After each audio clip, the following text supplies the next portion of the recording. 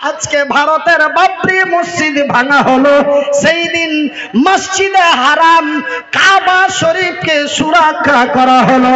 ভাইজান, তার কারণটা হলো ওদের ঈমানটা ছিল এখানে আর আমাদের ঈমানটা অন্য এক জায়গায়। জায়গাটার নাম কি? ওই মক্কা মদিনার মাটিতে, ওই মক্কা মদিনার মাটিতে যেই নওজোয়ান তরুণ যুবকেরা আল্লাহ তার রসুলের দিন প্রতিষ্ঠা করার জন্য যারা লড়াই করে জীবন দিয়েছিল, ওদের ঈমানটা ছিল কালবে, সিনার মধ্যে। আর আমার গে ঈমানটা অন্য জায়গায় চলে গেছে। কোন জায়গা জি ভাই? কাটিহার না পাটনা? জায়গাটার নাম একজনা কইতে পারবে? একজনা যদি দাঁড়িয়ে কইতে পারেন যে আমার গে ঈমানটা ওই মানে যে কি পাটনা চলে গেছে বা কুচবিহার চলে গেছে বা দার্জিলিং চলে গেছে, তো আমাদের ঈমানটা কোন জায়গাতে, ওই জায়গার নাম যদি কইতে পারো তাহলে এই মোবাইলটা দিয়ে দেবো। সস্তা মোবাইল পকেটে করে নিয়ে বেড়ে যান, দিয়ে দেবো সস্তা মোবাইল। হ্যাঁ ভাইজান, বন্ধুরা আমার, তবে ওদের ঈমানটা কোন জায়গায় ছিল? ওদের ঈমানটা যেই জায়গায় ছিল সেই জায়গাটির নাম হলো, বাংলায় বলে হৃদয়, বাংলায় বলে অন্তর, আমাদের ইন্ডিয়ান ভাষায় বলা হয় দিল, আল্লাহ তার রসুলের ভাষায় বলা হয় কালব। তাদের ঈমানটা ছিল কালবের মধ্যে, অন্তরের মধ্যে, সিনার মধ্যে। কিন্তু আজকে আমাদের ঈমানটা অন্য একটা জায়গায় চলে গেছে। ওই জায়গাটার নাম আপনারা কে বলবো ইনশাআল্লাহ। তবে তাদের ঈমানটা কত মজবুত ছিল, তাদের ঈমানটা কত শক্ত ছিল, একটু ছোট্ট করে শুনলেন ভাইজান। আজ আমি মনিরউদ্দিন সারাদিন কাজকর্ম করি, এবার রাত যখন লেগে যায় হয়তো নামাজ পড়ি বা না পড়েই শুইতে যায়।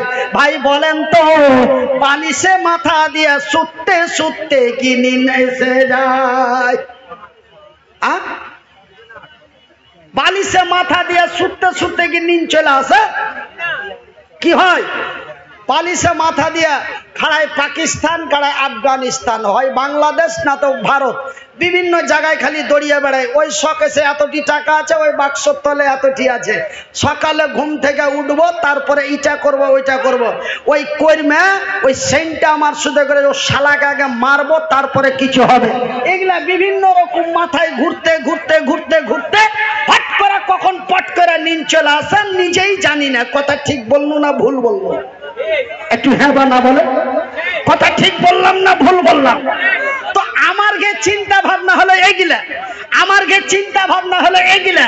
আর মক্কা মদিনার মাটি যারা বিজয় করেছিল ওর গে চিন্তা ভাবনাটা কি ছিল জানেন? এরকম বয়সের, এটা তো বুড়া হয়ে গেছে, দাড়ি পেকে গেছে, এরকম বয়সের একটা নওজোয়ান, এরকম বয়সের একটা নওজোয়ান সারাদিন খেজুরের বাগানে খাইটা খুঁটা আইসা বালিশে মাথা দিয়ে শুইতেছে। বালিশে মাথা দিয়ে শুইতে থাকতে থাকতে বিভিন্ন কিছু ওর মাথায় ঘুরতে ঘুরতে হট করে আল্লাহর নবীর কথা একটা ওর মাথায় চলে এসছে। কথাটা কি আসছে?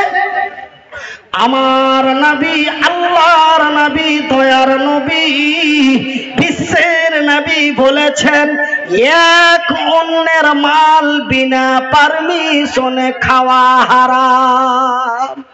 ওই যে আমরা রাস্তা দিয়ে যাই, যেতে যেতে কাউরি গাছের দুটা পাকা আম দেখতে পাই, পাট করে পাড়া চট করে খায়ালি। তবে ভাই গো, এর নাম বলে চুরি করে খাওয়া, এর নাম হলো চোর।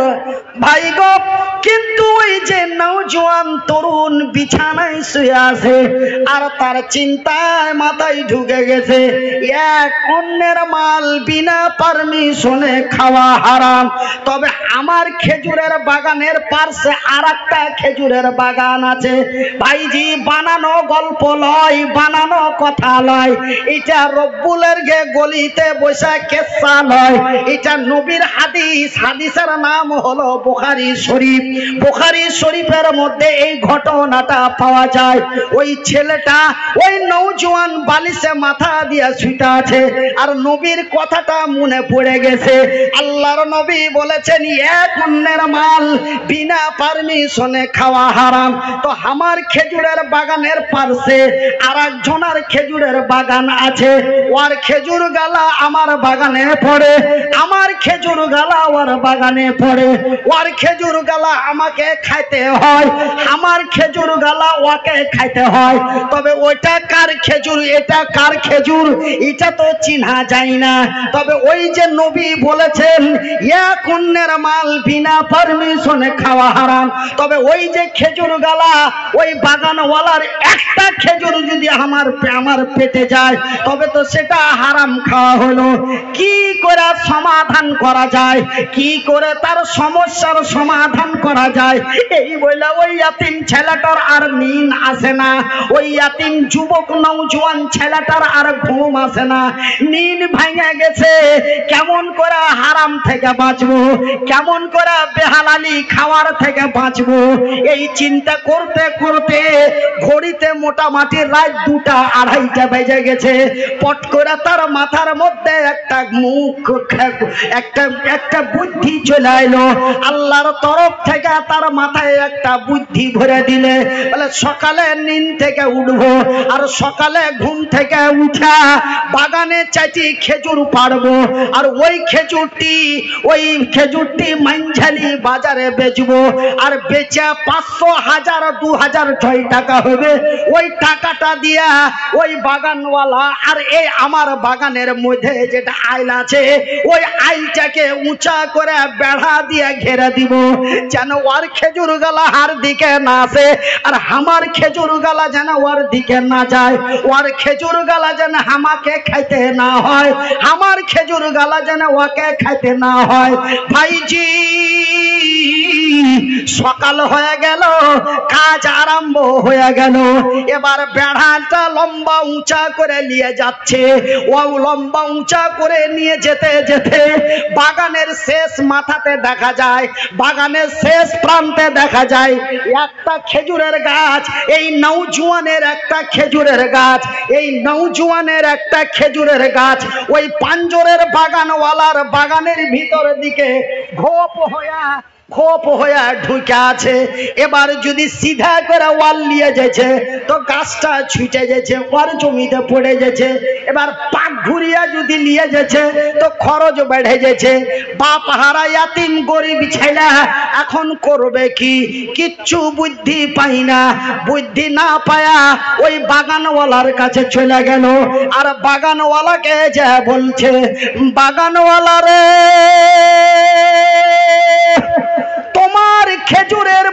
তোমার বাগানের শেষ মাথার যেই খেজুরের গাছটা আছে, ওই গাছটা যদি অল্প 200-300 টাকা লিয়া গাছটা যদি আমাকে দিয়ে দিতে, তবে আমি আইলটা সোজা করে বেড়াটা লিয়ে চলে যেত।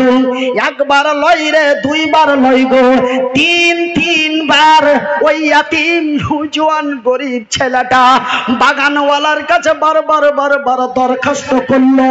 বাগানওয়ালার জানে দয়া হলো না, বাগানওয়ালার জানে মায়া হলো না, উল্টা পিঠ দিয়ে হাঁটা চলে গেল।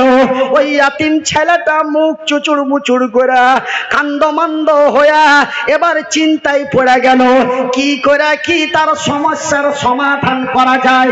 আল্লাহর নবী তখন দুনিয়ায় বেঁচে ছিলেন, নবী তখন মদিনার মসজিদে নববীতে আল্লাহ তার রাসূলের দ্বীনের কথা মানুষকে হেদায়েত দিচ্ছেন। ওই মুহূর্তে ওই ইয়াতিম ছেলেটা, ওই নওজোয়ান ইয়াতিম বাগানওয়ালা ছেলেটা আল্লাহর নবীর কাছে চলে গেল। আসসালামু আলাইকুম ইয়া আইয়ুহান নবী, ওগো আল্লাহর রাসূল দয়ার হাবিব, আমি মদিনার ইয়াতিম নওজোয়ান তরুণ যুবক আপনার কাছে আইসেছি। এই ঘটনা। আল্লাহর নবীকে ঘটনাটা খুলে বলা হলো। আল্লাহর নবী বললেন, ওই বাগানওয়ালাকে ডাক দাও তো। বাগানওয়ালা নবীর কাছে আইলো। বাগানওয়ালা যখন নবীর কাছে এলো, বাগানওয়ালাকে বলল, বাগানওয়ালা রে, আমি নবী বলছি, তোর ওই খেজুরের গাছটা এই ইয়াতিম ছেলেটাকে দিয়া দে। একবার লই রে, দুইবার লই রে, কয় একবার করে আমার রাসূল সুপারিশ করলেন। শেষ পর্যন্ত নবী বলছেন, এই বাগানওয়ালা, আমি নবী বলছি, গাছটা তুই দিয়া দে, তোর বড় কল্যাণ হবে। গাছটা তুই দিয়া দে, তোর বড় মঙ্গল হবে। আমি নবী বলছি রে, আমার কথাটা একবার খেয়াল কর। এত বার বলার পরে যেন নবীর কথাটা উছিড়ে চলে গেল। আল্লাহর নবীর মুখটা চুচুড় মুচুড় হয়ে গেল। যিনি সারা কুল কায়নাতের নবী, যিনি সারা পৃথিবীর নবী, যিনি ফারিস্তাদের নবী, যিনি বিশ্ব জগতের নবী, সামান্য একটা বাগানওয়ালা আল্লাহর নবীর কথাটা রাখলো না। নবী বড় দুঃখে দুঃখিত হয়ে নবীর মুখটা মলিন হয়ে গেল, নবীর মুখটা চুচুড় মুচুড় হয়ে গেল। নবীর দুঃখটা কি রে, আমি পৃথিবীর নবী আর আমার কথাটা তুই রাখলি না। এটা নবীর দুঃখ লয় রে, হাদিসের মধ্যে পাওয়া যায়, নবীর হাদিসের মধ্যে পাওয়া যায়, বুখারী শরীফের মধ্যে পাওয়া যায়। আল্লাহর নবীর ওইটা দুঃখ লয়, আমি এত বড় একটা বক্তা আমার কথা শুনে না, এটা দুঃখ লয়। আমি পৃথিবীর নবী, সামান্য বাগানওয়ালা আমার কথাটা শুনলো না, এটা নবীর দুঃখ লয়। নবীর দুঃখ হলো আমি বাবা হারা ইয়াতিম। আল্লাহর নবী ইয়াতিম না বাপালা? বাপালা ছিল না ইয়াতিম ছিল? আল্লাহর নবীর দুঃখ এটাই, আল্লাহর নবীর মনে বেদনা এটাই, আমি ইয়াতিম হইয়া আমি ইয়াতিমের উপকার করতে পারনু না। ভাইজি বন্ধুরে আমার, আল্লাহর নবীর মনটা বড় চুচুড় মুচুড় হয়ে গেল। আল্লাহর নবীর মুখের দিকে তাকিয়া এই যে মাওলানা বসে আছে, ঠিক এরকমই বয়সের 35-36 বছরের একজন নওজোয়ান তরুণ যুবক, তার নাম হলো আবু দাহদা। ফট করে দাঁড়িয়ে বলেন, ইয়া রাসূলুল্লাহ, নবী গো, ওই খেজুরের গাছটা যদি কেউ কিনে দিতে চায়, গাছটা কি কিনে দিতে পারে? আল্লাহর নবী উত্তরের জবাব দিয়ে বললেন, সওয়ালের জবাব দিয়ে বললেন, হ্যাঁ অবশ্যই কিনে দিতে পারে। বলছেন, নবী গো, এখন সব কিন্তু এই যুবক বলছে, এতক্ষণ ওই ইয়াতিম ছেলেটা বলছিল, এখন কিন্তু এই যুবক বলছে, ওগো নবী, ওই গাছটা যদি ইয়াতিম ছেলেটাকে কিনা দেওয়া যায় তো লাভটা কি? ই কিন্তু কইছে না আমি কিনা দেবো, ও কহে না, ও খালি জানছে ব্যাপারটা খালি জানছে, ও কহে না যে আমি কিনে দেবো, ও খালি জানছে। বলছেন, নবী গো, গাছটা যদি কিনা দেওয়া যায় তার বিনিময়টা কি, তার লাভটা কি? আল্লাহর নবী, দয়ার নবী, বিশ্বের নবী সওয়ালের জবাব দিয়ে বললেন, রে নওজোয়ান আবু দাহদা, ওই খেজুরের গাছটা যদি কেউ ইয়াতিম ছেলেটাকে কিনা দেয়, আমি আল্লাহর নবী, দয়ার নবী বলছি, জান্নাতের ভিতরে এমন একটা গাছ তাকে দাইয়া দিব। নারায়ে তাকবীর! এই তুই ঠোঁট কেন চিপছি? তোর মা কইতে মানা করেছে তোকে? জোরে বলেন নারায়ে তাকবীর! ভাইজি ফের আরেকবার পুছ করছে, ওগো নবী, জান্নাতের ভিতরে যেই গাছটা দেওয়া হবে ওই গাছটা কেমন হবে? সেন্টার গে লেচুর গাছের নাকি মতন, নাকি মুন্টার গে আমের গাছটার মতন, নাকি ঝেন্টুর গে পিঠালির গাছটার মতন, নাকি? জান্নাতে যে গাছটা দেওয়া হবে গাছটা কেমন হবে? ভোল্টুর ঘে লেচুর গাছের মতন, না সেন্টার ঘে ন্যাংরা আমের গাছটার মতন? জান্নাতে যে গাছটা দেওয়া হবে গাছটা কেমন হবে? আল্লাহর নবী, দয়ার নবী, বিশ্বের নবী উত্তরের সওয়ালের জবাব দিয়ে বললেন, কাহাদারে জান্নাতের ভিতরে যেই গাছটা দেওয়া হবে, ওই গাছটার যে উঁচা, ওই গাছটার যে চওড়া, ওই গাছটার এই মাথা থেকে ওই মাথা, এই প্রান্ত থেকে ওই প্রান্ত, এই কিনারা থেকে ওই কিনারা, একটা হিষ্টপুষ্ট মোটা তাজা শক্তিশালী ঘোড়া দৌড়াইতে দৌড়াইতে 100 বছর লেগে যাবে এই মাথা থেকে এই মাথা পৌঁছিতে। এরকম গাছ দেওয়া হবে। আলহামদুলিল্লাহ বলেন, একটু আস্তে করে বলেন। মানে দুনিয়াটা উল্টা পাল্টা চলছে, জোরে বলতে বললে আস্তে বলে, তার জন্য আস্তে বলতে বলছি, তার মানে যেন জোরে বলে। দেখবেন আমি কলকাতার দিকে যত আস্তে করে বলতে বলো অত জোরে বললো, আর একটু আস্তে বলো, আরো চিনিয়ে দিলে, আর একটু আস্তে, আরো চিনিয়ে দিলে। দেখবেন না ইউটিউবে আমার ভিডিও গালা খুঁজবেন কলকাতার সাইডে, যত আস্তে কম বলতে বলি আরো জোরে বলে। তো এই যে দুনিয়াটা উল্টা পাল্টা চলছে, এরপরে ওয়াজ করবো যে তোমরা নমাজ খবরদার পড়িও না। এই ওয়াজ কিন্তু আমি এখন স্টার্টিং করছি কিছুদিনের মধ্যে, যে নমাজ পড়িও না। তার মানে নমাজ পড়তে মানা করলে মামুর বাটারা নমাজ পড়বে, এটা কাজের কাজ হবে। এই লেগে এরকম ওয়াজ কেমন করে করা যায় আমি খুব কৌশলের মধ্যে লেগে আছি। দেখি 2023 সালে ওই নতুন ওয়াজটা আপনারাকে শোনাইতে পারছি কিনা, যে নমাজ পড়িও না, এরকম একটা ওয়াজ তৈরি করার চেষ্টা করছি। কেন?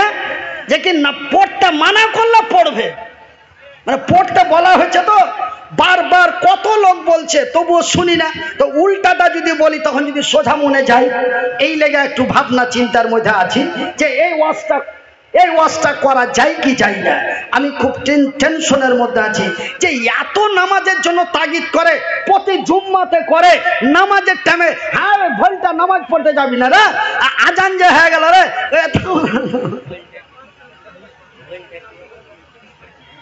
আমার দিকে একটা ভোল্টু আছে, ওর নাম হলো ভোল্টু, ঝেন্টু, সেন্টু, রিন্টিয়া, পিন্টিয়া। আমার মুসলমানের এরকম নাম নাই?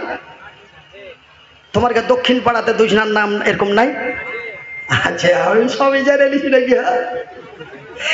জাগে জাগে জাগে রে মুসলমান, জাগে জাগে জাগে রে মুসলমান, চৌদিকে ফিরিয়ে দে তুই তুহিদি ফরমান। আমার ভাইয়ের, আমার বন্ধুরা, এই কথা, এই সওয়ালের জবাব যখন আমার রাসূল দিয়ে দিলেন, ওই গাছটার এই মাথা থেকে ওই মাথা পৌঁছাতে একটি ঘোড় শক্তিশালী গামী ঘোড়াকে পৌঁছাতে 100টি বছর লেগে যাবে। এই কথা যখন আল্লাহর রাসূল উত্তরের জবাব দিয়ে দিলেন, সঙ্গে সঙ্গে ওই আবু দাহাদা 1 মিনিট লেট করলেন না, 1 মিনিট লেট করলেন না, দৌড় দিয়ে চলে গেল বাগানওয়ালার কাছে। বাগানওয়ালা বাড়িতে আছো? কে? বলে আমি আল্লাহর সৈনিক আবু দাহাদা তোমার কাছে এসেছি, তোমার বাগানের শেষ মাথার খেজুরের গাছটা কি বেচবে? বাগানওয়ালার কিন্তু মাথা গরম হয়ে যাওয়া, বুঝতে পারলে, হবে গাছ আছে কি? তো হাদিসের মধ্যে পাওয়া যায় যে ওই লোকটার মধ্যে 2টা জিনিস ছিল, আর অন্তরে 2টা জিনিস ছিল। কয়টা ছিল? 2টা। একটা ছিল ওর মধ্যে লোভ, আর একটা ছিল কৃপণতা, যাকে আপনার বিহারের ভাষায় বলে মাখি চুষ, কৃপণ। तो मक्खी चूस किसको कहा जाता है? कंजूस। तो कंजूस से मक्खी चूस आया।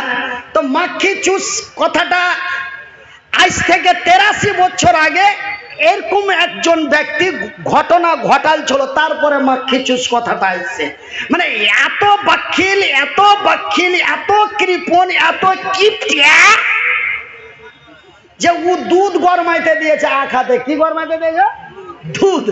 তো সরপোষ খানটা ভালোভাবে লাগেনি, একটা মাছি পড়ে গেছে, মানে মাখি, একটা মাছি পড়ে গেছে। দুধ আনতে যা দেখছে তো দুধের মধ্যে একটা মাছি। তো হবে এই মাছি যদি আঙ্গুল দিয়ে তুলে ফেলি, তো আঙ্গুল দিয়া ধরবো, এই আঙ্গুলে খানিক দুধ, তারপরে মাছির দু পাখাতে দু ফোঁটা, মাছির গোটা গতরে 1 ফোঁটা, কয় ফোঁটা হলো? 3 ফোঁটা, আর দু আঙ্গুলে 2 ফোঁটা, কয় ফোঁটা? 5 ফোঁটা। তো কাছে হবে এতখানি দুধ বেকার করে দেবো? এই ঘুরিয়া ঘুরিয়া দেখতে দেখতে পস্তাইতে পস্তাইতে তখন ডান দিকে বাঁ দিকে তাকে ওকে চুষা ফেলে দিলেন। मक्खी चूस इसको कहा जाता है, मक्खी चूस। তো ওর মধ্যে দুটা জিনিস ছিল, ওই বাগানওয়ালার ভিতরে দুটা জিনিস ছিল, একটা হলো কৃপণতা আর একটা ছিল লোভ। মানে কৃপণতার কারণে ওই ইয়াতিম ছেলেটার কথা রাখতে পারেনি, ওই কৃপণতার কারণে নবীর কথাটাকে উল্টে দিয়েছে। কিন্তু এই আবু তাহাদা যখন চলে গেছে, আর যখন কইছে বেজ ব্যা, এক কথাই বলেছে বেজ ব্যা, তখন ওর মাথা ঘুরে উঠেছে গাছের মধ্যে আছে কি, নিশ্চয়ই গাছে কিছু